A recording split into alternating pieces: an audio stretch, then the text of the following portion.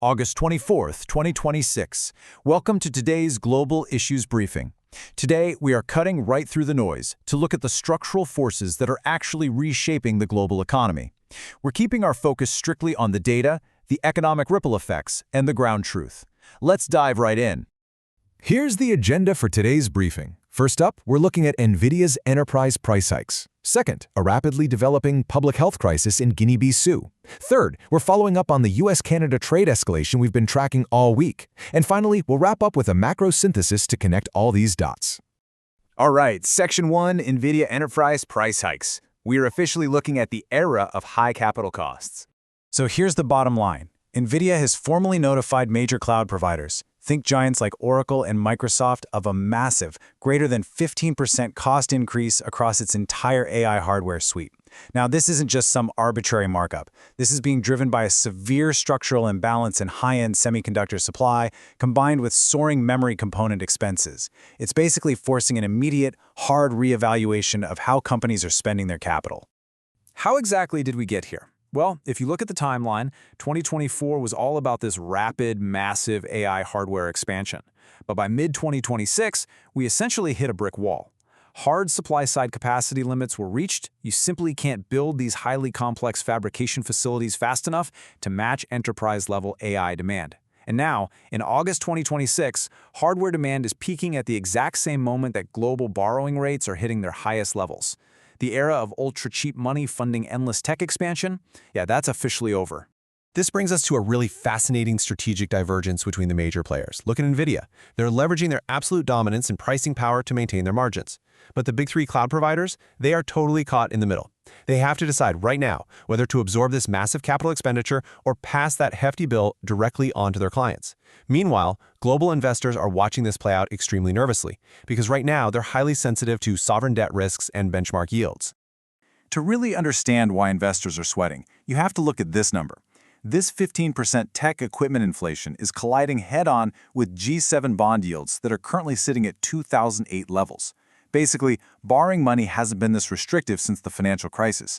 And at the exact same time, U.S. debt is projected to hit 120% of GDP by 2036. So the friction here is just immense. You have aggressive AI expansion mandates slamming straight into the reality of a highly restrictive capital environment.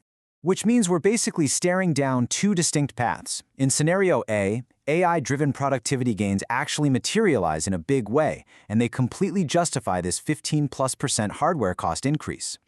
In scenario B, governments fail to get their fiscal houses in order, which triggers a broad market pullback as investors demand higher premiums just to hold debt.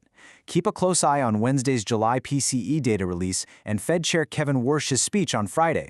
Those are the key triggers that'll show us which way the wind is blowing. Let's shift gears to Section 2, the Guinea-Bissau monkeypox outbreak, a rapidly developing public health crisis. The ground truth in West Africa today is genuinely alarming. Guinea-Bissau has just declared its first ever mpox outbreak.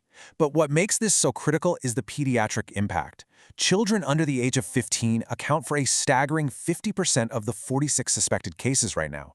When half your suspected cases are kids, even a localized outbreak becomes a major, immediate public health emergency. Tracing the roots of this, the initial outbreak was declared back on July 4th. By August 17th, the country logged 7 confirmed adult cases in specific regions, but 46 suspected cases overall. But the huge looming structural risk here is September. Schools are scheduled to reopen, and that threatens to act as a massive accelerator for close contact transmission among a highly vulnerable demographic. When you analyze the actual response network, there's a clear disconnect between official efforts and the reality on the ground. The Ministry of Public Health is doing what they can, but their national surveillance systems are just extremely fragile. UNICEF is actively scaling support, and they urgently need about $150,000 in flexible emergency funding for critical interventions. But here is the scariest part for the public. The confirmed cases don't actually appear connected to one another. That heavily suggests we are looking at completely undetected chains of regional transmission happening as we speak. And the absolute most critical metric to grasp today is 16. Out of those suspected cases, 16 involve children aged 0 to 4. That's a demographic at a hugely elevated risk for severe morbidity and complications, which makes getting this under control a deeply urgent priority. So how does this play out? Scenario A is our best case. Immediate, flexible funding comes through. which empowers early detection and strict community-based surveillance to successfully manage the spread. The alternative, scenario B, is dark.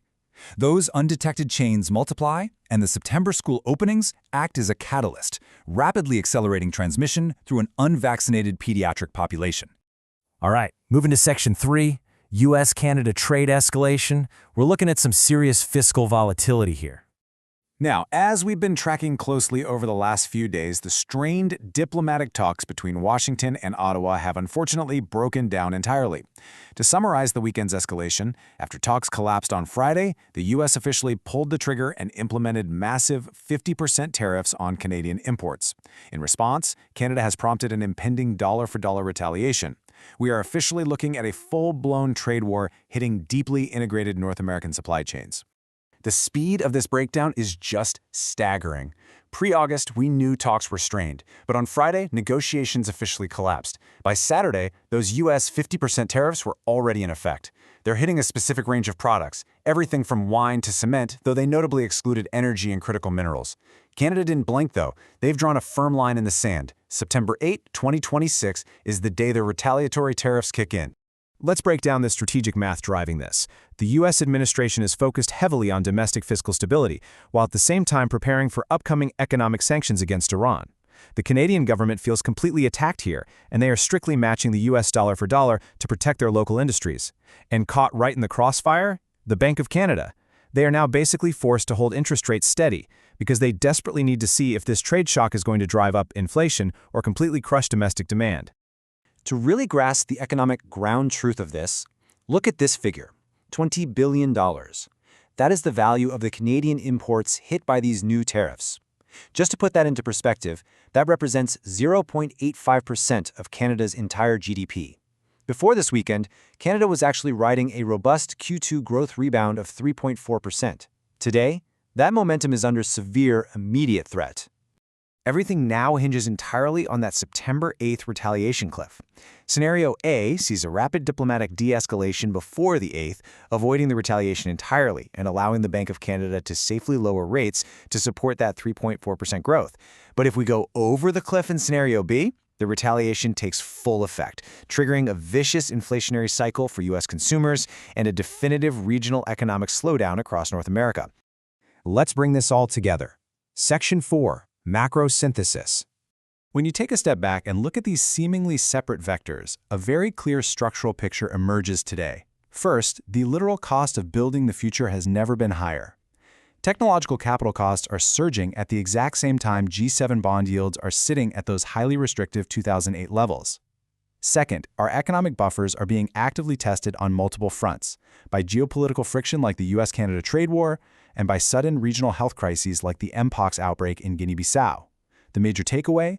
Rapid industrial innovation is currently being fundamentally offset by escalating capital pressures and real supply chain instability. Which leaves us with one massive overarching question to think about. As rapid technological expansion collides directly with deepening trade wars and emerging public health crises, how long can the global economy actually withstand this structural drag? It is a systemic risk that every stakeholder needs to be reevaluating right now. That wraps up today's explainer. Thanks for joining us, and as always, keep a close eye on the data.